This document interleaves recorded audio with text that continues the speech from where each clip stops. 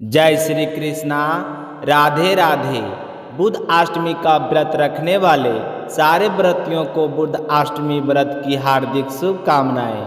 आज मार्गशीर्ष माह के कृष्ण पक्ष की अष्टमी तिथि और बुधवार है। जो अष्टमी बुधवार के दिन आती है उसे बुद्ध अष्टमी के नाम से जाना जाता है। इस दिन व्रत रखने के समस्त पापों का क्षय होता है और मन की मनोकामनाएं पूरी होती है। तो आइए इस पावन अवसर पर अपने सुनते हैं बुद्ध अष्टमी व्रत कथा। बोलो बुद्ध देवता की जय हो, बोलो गणेश जी महाराज की जय हो। प्राचीन काल में मिथिला नामक एक अत्यंत सुंदर नगरी थी। उस नगरी पर राजा नेमि शासन किया करते थे। वो धर्मात्मा, प्रजावत्सल और वीर थे। राज में सुख शांति और समृद्धि थी, परंतु समय को कौन रोक सकता है। एक दिन भयंकर युद्ध छिड़ गया।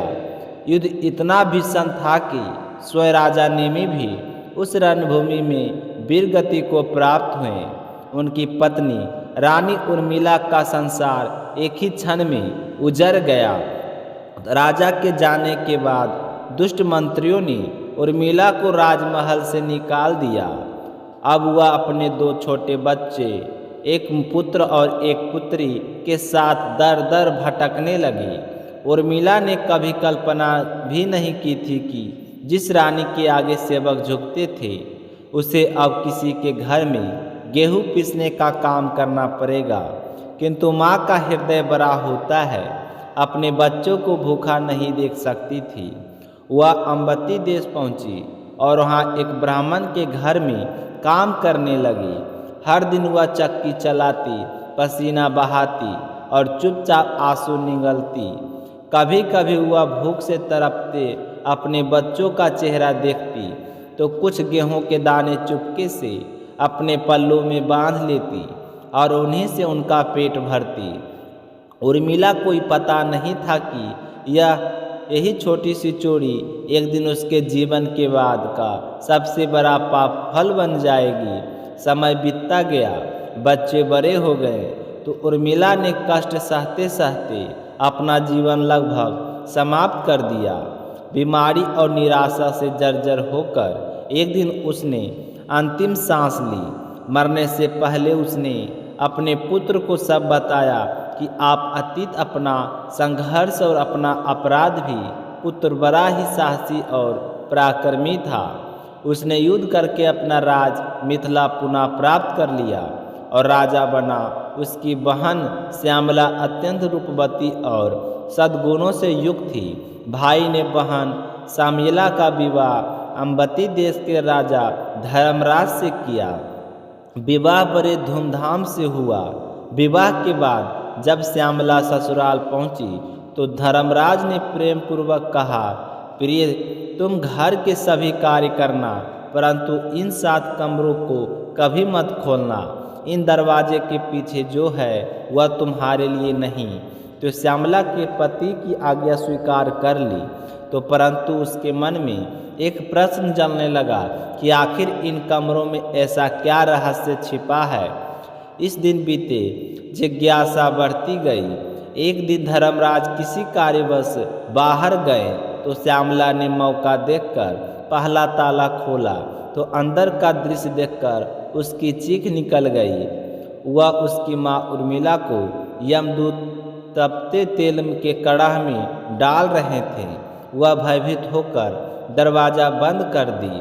दूसरा कमरा खोला तो माँ को पत्थर की चक्की पर पीसा जा रहा था और तीसरा खोला तो यमदूत कील ठोक रहे थे उसके मस्तक पर। और चौथा दरवाज़ा खोला तो भयंकर सांप उसकी माँ का मांस नोच रहे थे। और पांचवा दरवाज़ा खोला तो लोहे की सलाखों से उसे तपा रहे थे। और छठा दरवाज़ा खोले तो उसे कोल्हू के गन्ने की तरह पीसा जा रहा था। और 7वें दरवाजे खोले तो हजारों किमी उसकी माँ के शरीर को भस्म कर रहे थे। तो श्यामला का हृदय फट गया। वह विलाप करने लगी कि माँ, आपने ऐसा कौन सा पाप किया था कि आपको यह दुर्गति मिली है। तो शाम को जब धर्मराज लौटे तो श्यामला रोते हुए बोली, स्वामी कृपया करके बताइए मेरी माता ने ऐसा क्या किया था। तो धर्मराज ने शांत स्वर में कहा, प्रिय यही कारण था कि मैंने तुम्हें उन कमरों से दूर रहने को कहा था। तुम्हारी माता ने जीवन में ब्राह्मण के घर का अनाज चुराया था। वह चोरी किया गया अन्न अब उसके भस्म का कारण बन गया।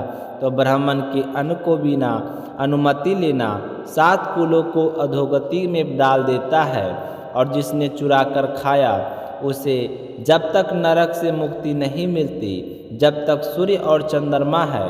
तो श्यामला की सिसक उठी, स्वामी उन्होंने वह अन्न मेरे और मेरे भाई के लिए लिया था।